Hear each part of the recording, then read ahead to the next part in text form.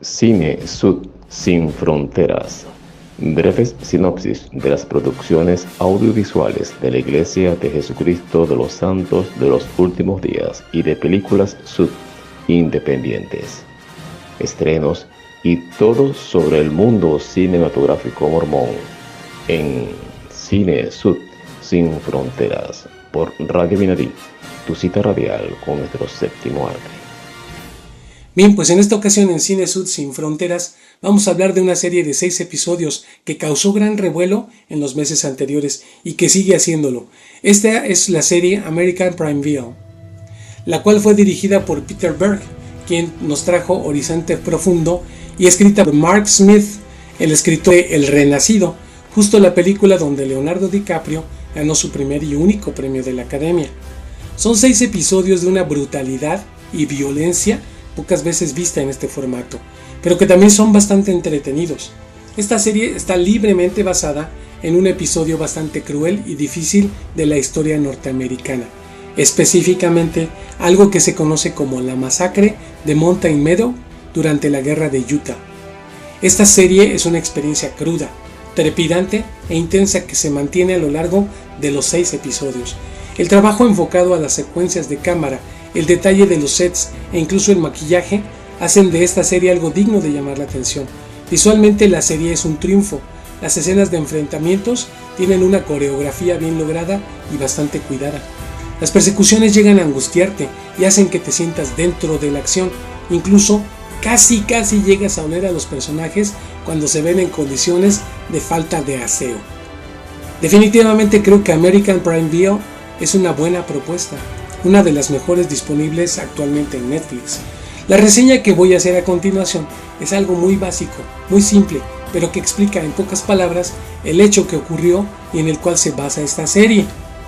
Pero qué es lo que realmente ocurrió en este lugar, pero que ahora a través de la serie se ha exagerado e incluso refleja la imagen del profeta Brigham Young como un hombre sanguinario. Pero entonces les voy a compartir lo que logré investigar y que de alguna forma solamente son hechos lo que existe en la historia y ustedes tomarán la decisión de cuál fue la posición de Brigham Young en aquel momento.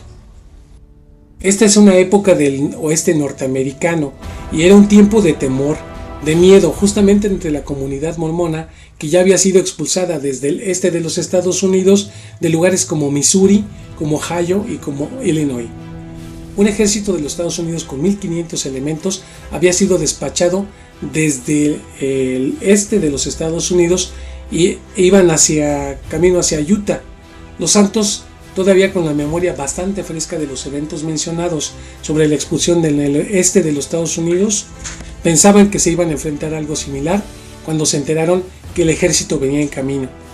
Otros de los elementos que agregó temor entre la comunidad santo de los últimos días fue justamente que el líder que ellos querían mucho, el hermano Parley P. Pratt, había sido terminado en el este, en el estado de Arkansas, sumando a este ambiente de por sí crispado mucho más tensión. Dado que en Utah se había establecido un estado teocrático, es decir, que el líder religioso de ese momento, quien era Brigham Young, era también la autoridad civil que gobernaba todas las comunidades que se habían establecido a lo largo del oeste recién conquistado.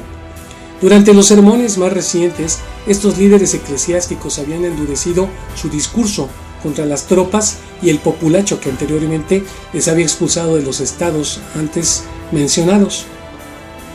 La forma es que se hizo un ambiente de ellos contra nosotros.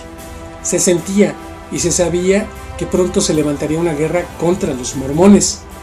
En 1857 una caravana de unas 40 familias que se dirigían hacia California desde Arkansas cruzó por Utah, comenzando su jornada por Salt Lake City, la población más al norte en ese momento, y de ahí descendieron hacia el sur. A lo largo de esta jornada encontraron mucha oposición y un ambiente hostil, tanto que los santos de los últimos días no quisieron venderles víveres en su paso por sus comunidades, basados en los rumores de la próxima llegada de las tropas del ejército norteamericano.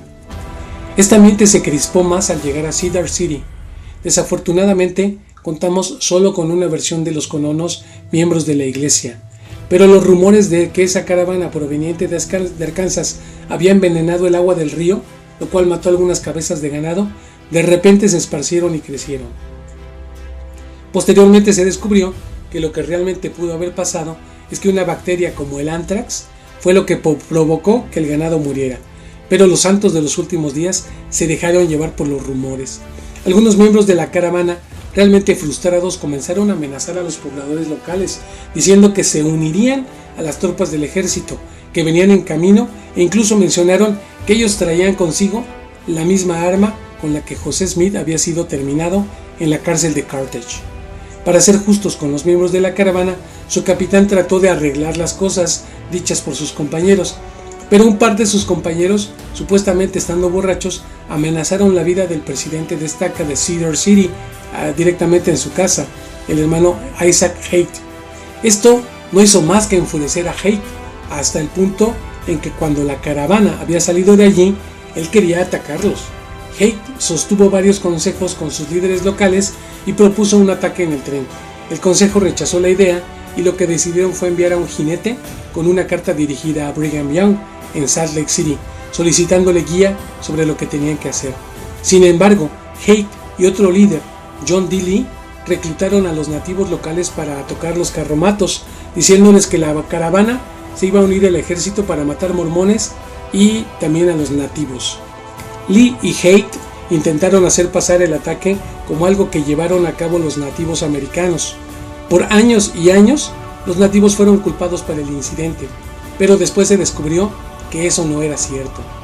Ya durante los hechos, algunos emigrantes fueron atacados y el plan de Haight parecía ir por buen camino, hasta que 2 emigrantes que se habían separado del grupo y dos miembros del grupo atacante les dispararon, acabando con solo uno de ellos. El otro sobrevivió y huyó hacia donde estaban todos los carromatos estacionados, y allí fue donde contó su historia, que decía que 2 hombres blancos le habían atacado. El grupo armado de Haight ahora se había descubierto para su decepción.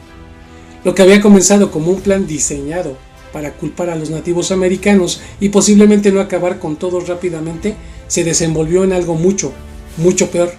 El grupo armado ahora estaba aterrorizado, porque estaba pensando que el grupo de carromatos, si escapaban, seguramente les acusarían con la gente de California acerca del ataque de los mormones hacia ellos, hacia los carromatos. O peor aún, les dirían al ejército de los Estados Unidos sobre el ataque.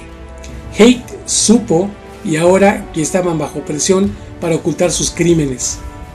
Se llevó a cabo otro consejo entre los líderes locales. Haight no compartió todos los detalles, pero le pidió al resto del grupo armado que lo apoyaran. Nuevamente el consejo decidió que no iban a atacar a los peregrinos, sino que incluso les iban a ayudar. Como sea, después de la reunión, Haight habló en privado con el líder del grupo armado, William Dame. Dame, a pesar de que había diferido en los 2 consejos anteriores, permitió que Haight utilizara el resto del grupo armado para resolver el problema de Haight. John D. Lee y el grupo armado, portando una bandera blanca, convencieron a los emigrantes de que ellos podían escoltar, pasar en medio de los nativos y llevarlos a un lugar seguro, pero el grupo necesitaría dejar sus armas atrás. El grupo de carromatos, desesperados por alimentos y casi sin municiones, no tuvieron otra opción. Separaron a los hombres de las mujeres y marcharon cerca de 1 milla hacia el norte. Fue allí donde el grupo armado decidió acabar con los emigrantes. Solo unos 17 niños fueron dejados con vida. En total, cerca de 140 personas fueron terminadas de manera injusta. Pero ¿qué fue lo que pasó con la carta que se envió a Brigham Young? Solo 2 días después del incidente llegó la carta, la cual decía: sobre los carromatos de inmigrantes que van circulando por nuestras poblaciones, no debemos interferir con ellos hasta que primero les hagamos saber que se mantengan alejados. Los indios pueden hacer lo que ellos deseen, pero ustedes deben de mantener los buenos sentimientos hacia ellos. Si piensan marcharse, déjenles ir en paz. Después de leer la carta, Haight se desmoronó diciendo: demasiado tarde, dejando ver que él sabía que Brigham Young les había pedido que no molestaran a la caravana. Brigham Young no intentó de culpar a los perpetradores, ya que si lo mencionaba en algunos de sus sermones, solo alimentaría el ambiente que reinaba entre los santos. Pero los líderes locales lo llevaron muy lejos. Las consecuencias de la masacre fueron lentas. El grupo responsable culpó a los nativos americanos. Brigham Young recibía información incompleta, a pedazos. Al principio le dijeron que fueron los nativos americanos, pero al conocer la verdad poco a poco, envió a investigar y eventualmente varios miembros de la iglesia fueron excomulgados y uno recibió la pena capital. Muchos de ellos pasaron el resto de sus vidas escondiéndose de la ley, lo que alargó las acciones contra ellos. Fue el conflicto del ejército de los Estados Unidos y poco tiempo después inició la guerra civil, distrayendo la atención de los oficiales del gobierno. 17 niños sobrevivieron y eventualmente el gobierno los devolvió a sus familiares en Arkansas. ¿Qué podemos aprender de todo esto? Richard Turley es uno de los investigadores más reconocidos sobre este evento. Él nos dice que el evento nos enseña a evitar el fanatismo, o en otras palabras, el extremismo. En momentos complicados, cuando la gente vilipendia o denigra a un grupo opositor, ellos llevan a cabo acciones que normalmente no harían. En el mundo actual y en la política podemos ver cómo ocurre a nuestro alrededor. Mountain Meadow nos demuestra que los santos de los últimos días no son inmunes a estos eventos. Incluso a veces podemos excusar el uso del lenguaje inapropiado y la retórica sin darnos cuenta que algunos lo pueden tomar de manera literal y posteriormente nos pueden degradar. Retomando un poco la serie de American Prineville y los sentimientos que ésta puede llegar a provocar hacia los santos de los últimos días, hay que hacer una aclaración. En los tiempos en que ocurrió el evento, había cerca de 30,000 habitantes en todo el territorio de Utah. No creo que sea justo culpar a las decenas de miles de los santos de los últimos días de aquel entonces y a millones en la actualidad, basados en los actos cometidos solamente por algunas docenas que llevaron a cabo este terrible y condenable acto. Definitivamente este fue un video difícil de hacer, pero se tenía que comentar, ya que tal vez, entendiendo el contexto de los hechos, podemos ver que la mayor culpa recae sobre los líderes del grupo armado, quienes llegaron muy lejos, quienes no esperaron por la respuesta de Brigham Young, quienes no escucharon a los consejos de la iglesia que les dijeron que pararan.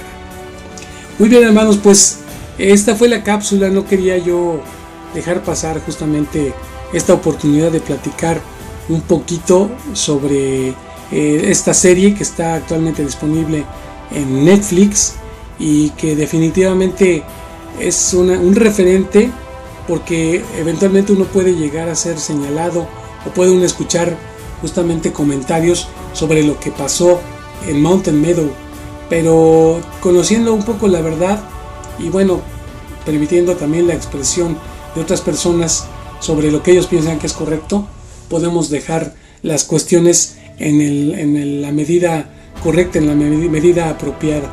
Bien, pues quiero agradecer e invitarles también a que escuchen nuestra programación de 24 horas al día a través de Radio Abinadí.